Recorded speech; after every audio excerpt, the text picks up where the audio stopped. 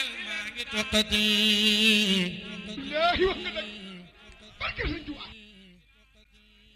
li may yëg ci xol bee tax xalaat yaa ngi rototi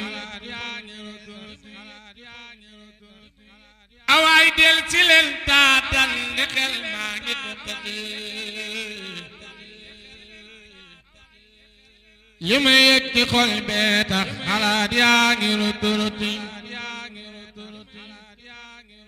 li may yëg ci mbégteeg bee te xel man ti ko xalaam safar ñëw na sun leefa yu xol yaa ngi uppati safar ñëw na luy coona ki taratar ya xëy ni mes nu mus xeeti leer yoo xam ni caf kaama dàqati safar ñëw na luy coono ki taratar ya xëy ni mes nu mus xeeti leer yoo xam ni caf kaama dàqati dañuy géew di waxtaane ngëneelam ya bis mu set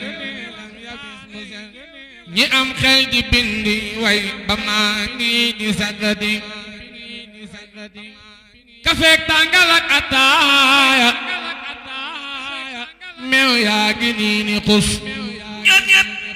ku ne berne tey waajal njanaaw yaa ngi pët pëti dañuy géew di waxtaane ngëneelam ya bis bu set ñi am xel di bindi way ba maa ngi di saggati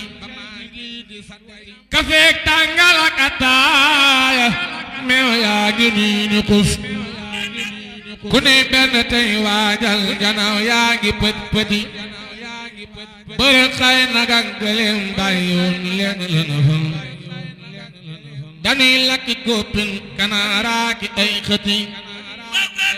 këram yaa ngi riir mbooloo mi defi jooxe bépp wet di santal Sëriñ Tuuba borom bi ko séddati ba ngay wéet jamaayam mbaa ki wiiri ak gobam nga fàggul nu ay màggal dañuy xewlu bay biti